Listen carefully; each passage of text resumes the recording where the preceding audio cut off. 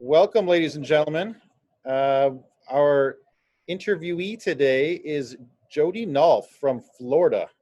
Jody, why don't you tell us a little bit about yourself? First of all, thank you for having me. I'm always very honored to be asked to do these things, especially as a veteran teacher. So, to begin talking about my education journey, for those of you who are new to teaching, I will start by saying that I never really thought that I would go into education. So, for those of you who may feel like you're questioning your decision from someone who is now in it 25 years, you have made the right decision. I made the right decision 25 years ago, but I never really saw myself as becoming one. I was a little lost. I knew what I loved to do. I loved literature. I loved coaching others, and education just became my path. And now I can't see myself doing anything else. I left the classroom a few years ago and grew. And now I am an ESOL coordinator. So, what I do is I'm in a school. Um, I'm just not in the classroom, but I am a coach and I still continue to mentor other teachers. And I handle all compliance for English language learners, as well as designing programs, forming community partnerships, and just really building the program from the ground up because I was the first ESOL coordinator that my school has ever had. So I still felt like a new teacher, just like you all. And you just go in there and dig in your heels and you do it. And so that's how I've come to this point. Okay, that's really interesting because I was looking over your LinkedIn page, as we all use, and I saw a really big focus on equity in how you described yourself.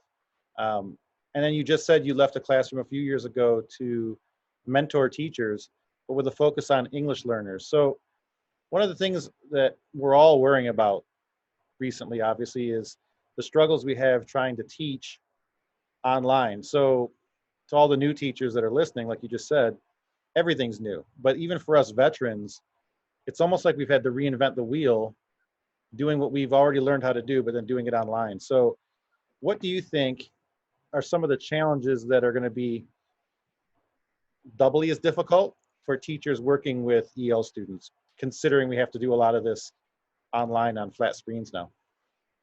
That's a really great question. And as far as equity, which is, as you mentioned, very near and dear to my heart, there is still a huge digital divide. I don't know about California, but at least in my area of Palm Beach County, we don't have the built in infrastructure of internet and Wi Fi just all over our cities and towns. We're not there yet, but we are getting better. So we have a huge digital divide. So it's not only, for example, having a device. All of our students have been allotted a Chromebook, but if there's no internet or reliable Wi Fi and internet in the home, it's very, very difficult. And if you notice, I'm not even focusing on the language barrier because really I feel that it is more of the digital barrier that is more of the challenge. Because even if, let's say, they do have Wi Fi, they are often sharing it. Speaking for myself, I mean, I'm not only an educator, but I'm also a parent. I have my device. My husband has his. I have two daughters in high school who are on their devices all day long, and the phones and the streaming devices, and we're sharing a lot. Multiply that times English learners or lower income families who do not have, for example, high speed internet or something that is more reliable. So that is a huge challenge. Reaching them on a regular basis is also a challenge, but honestly, I would not attribute that to being an English language learner. It's more of, I think, just the dynamics of the family. Working parents, we want to be there for our kids. Notice I include myself in that, but we're working. We're not always available for a meeting or a phone call. In my position, now that I'm in an office, I do have that luxury. But I will say, when I was a classroom teacher, as I assume many of you newer teachers are, that is something that you just learn how to kind of dance around and make work for you, especially if some of you are parents. It's the, I can't make my own child's 504 meeting because I'm in a class right now. And that, of course, comes from your administration. That support will come from your administration of, you know what? Your family is just as important. Your child is a student as all of these students are. We're going to get you coverage, or we're going to make accommodations. So, not to veer off course, but the challenge, I would not say is unique to English language learners. I think it's just the nature of trying to be online, trying to be present, trying to be present in a reliable fashion with the hardware and the Wi-Fi and the software, and just always trying to log on. So that is a challenge that we work through. Yeah, and you said not to veer off course. I'm actually glad you did, because I've talked to new teachers, I'm sure you have too, um, about the importance of taking care of yourself, because you can't take care of your students if you are burned out. And I mean, it's a wonderful thing that a lot of these new teachers, they're so passionate, and they dive in both feet into this profession because they just love their kids. But if you burn yourself out and you're missing your own family meetings, you're gonna not last too long in this profession, because there's gonna be nothing left of you to give to those students.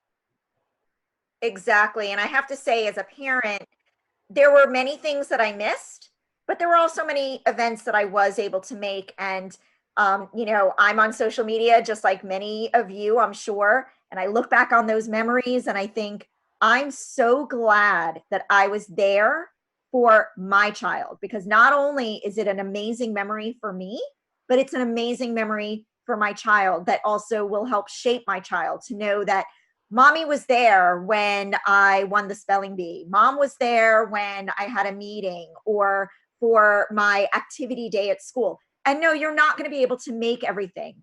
But if you can make some of them, that 1 hour that you have spent with your child, let me tell you, it will manifest itself tenfold in the joy you get when you see and hear your child talk about it 5 years later. Because really, they're just like our students. And that's something that I want all of your listeners to understand. EL learner, ESE, struggling learner, they are kids. Kids are kids. And I've learned that because I've taught every level. I've taught honors, I've taught struggling learners, I've taught ESE, I've taught ELL, every letter in the alphabet.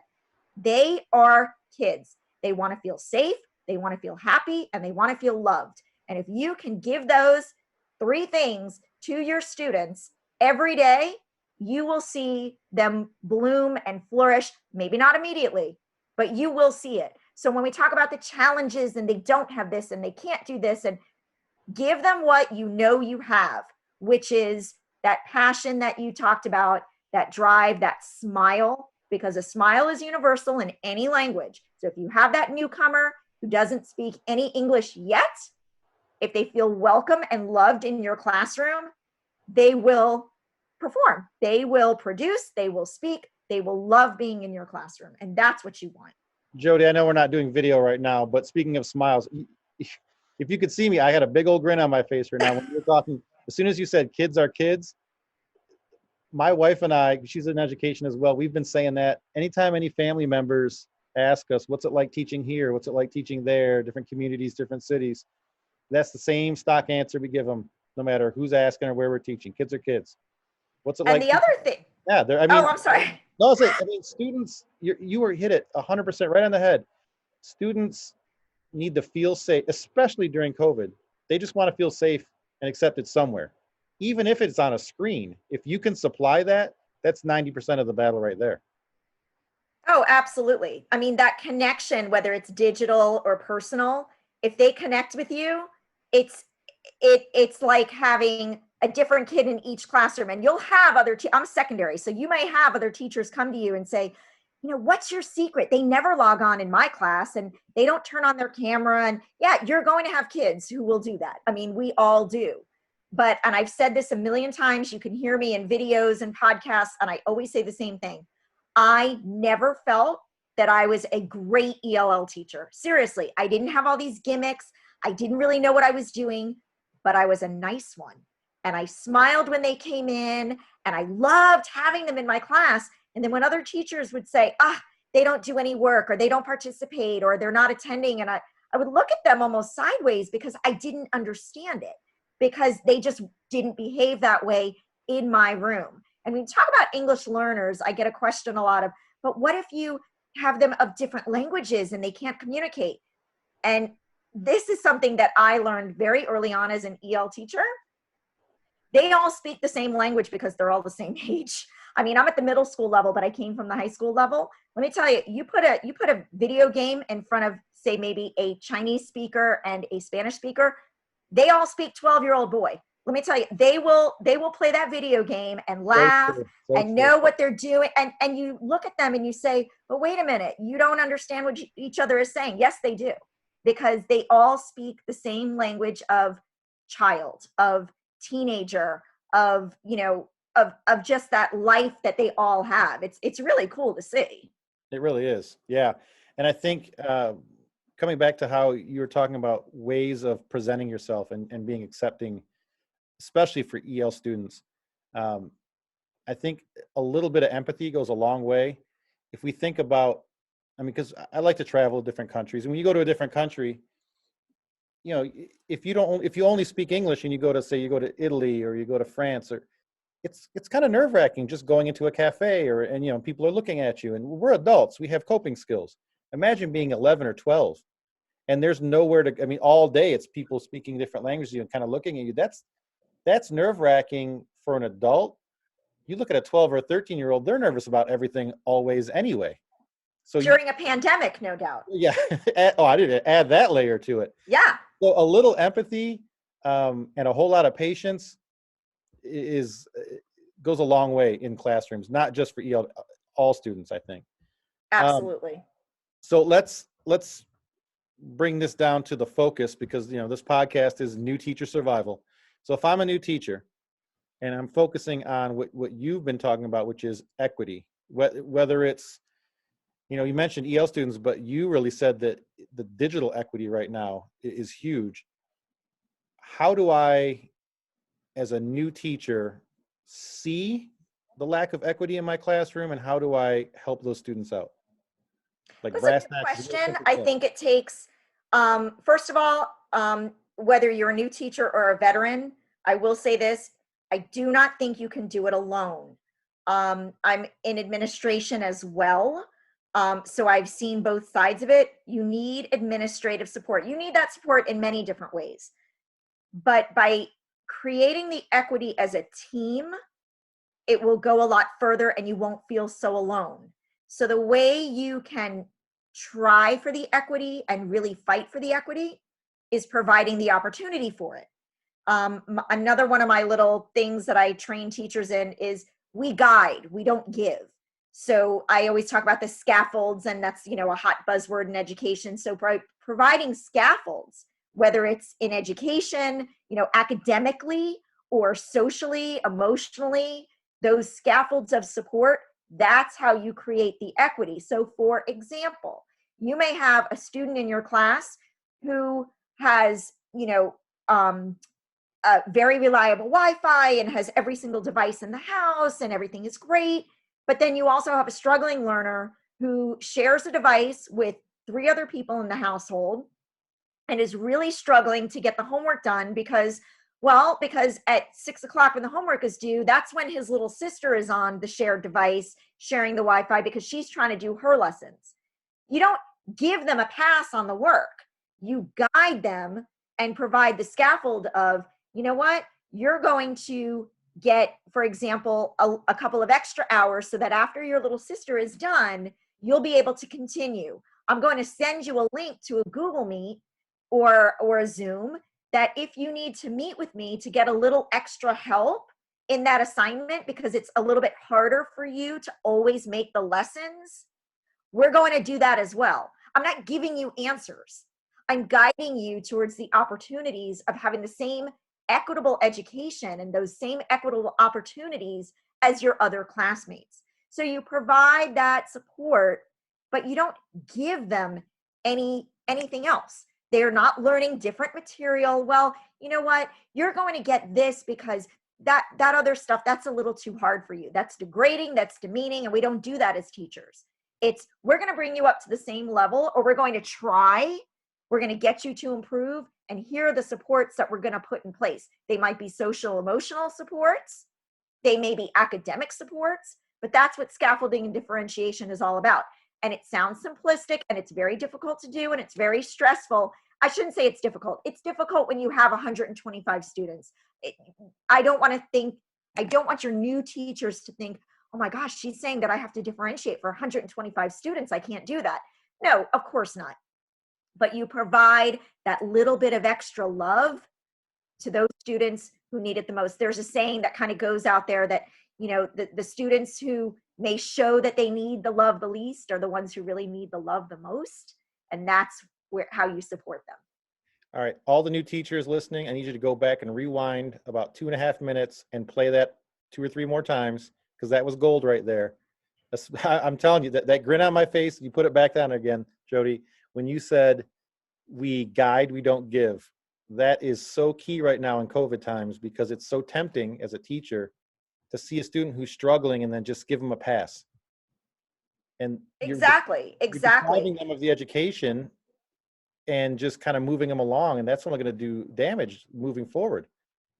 And I will say, again, a little bit unconventional, but I always tell new teachers this: you're not going to love it every day. I didn't love it every day, but it's like anything in life. If you have more great, amazing days than not, you're doing something right. That means your students are connecting to you, and you're going to have that one kid or 5 kids that drive you absolutely nuts, or 10 or 20 over the past, few years. But then you're going to have hundreds who you just marvel at. You absolutely marvel at their growth, their love, how they've flourished into these amazing human beings that they are. And that's how you know you're doing something right. But you're going to have lessons that, I don't know if I could say this, they suck. I've had plenty of lessons where I'm like, podcast, you can say that. I've had some lessons where I'm not doing that again. And then you have the amazing lessons where you call in your administration, because that, of course, is when you're being evaluated, where the kids just say, can I do this again? How come you're the only teacher that does this? I had the best time in your class today. I can't believe class is over already. It went so fast. Those are the days that you put in your back pocket and you take out when you're feeling low, but you're not going to love it every day. And that's okay, because every day is a do-over. And you say, you know what? That lesson sucked, but tomorrow I'm going to have an amazing lesson and my kids are going to love it. I could not agree more. That is awesome. Thank you very much. We've only talked for about 15 minutes here, but I'm feeling kind of inspired. So why don't you wrap this up with, and I'm going to ask everybody I do interviews with the same question. I didn't tell you this one ahead of time, so I'm going to put you on the spot. That's okay. What is one thing that a new teacher could try tomorrow in class that you would suggest? Something that they, first of all, I want it to be something that is maybe a little out of the comfort zone, but not so far that it makes you anxious. Okay. I would try a really fun game, because that is really engaging. If you say, but I've never done it before, Kahoot is very easy to use. Quizzes is very easy to use. So I would try something that all the kids could engage in. Okay.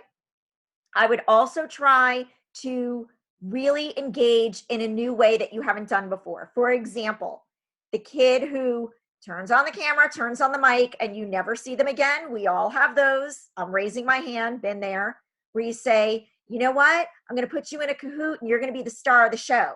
I'm telling you, those kids, they love being stars. They absolutely love being stars of the show. So I would say to try something new, but not something that's going to give you anxiety, because we don't need that right now. We really don't. And you certainly don't need that as a new teacher. What I would also do tomorrow is reach out to a teacher, not only who you respect, and it doesn't even have to be somebody in your content area. It could be somebody in a totally different grade level, totally different content area. But more important than you loving them, find a teacher who the kids love and find out what they're doing right. Okay. It's not a secret. You don't have to say, what's your magic? What are you doing that is getting the kids involved? Because they come into my class from your class and all they do is talk about how awesome your class is. So reach out to someone Doesn't have to be in your department, doesn't have to be in your PLC, but someone who the kids love, and talk with them. And they'll give you some tips also. Jody, Nolf, thank you very much. That was really good. Thank you. You're welcome. It was such a pleasure. It was a pleasure of mine too. Thank you very much. This is Jody Nolf from Florida, veteran teacher, giving you all kinds of wisdom here, folks. There will be notes on this, and leave your comments below. And Jody, thank you one more time. You're welcome. Thank you. It was lovely.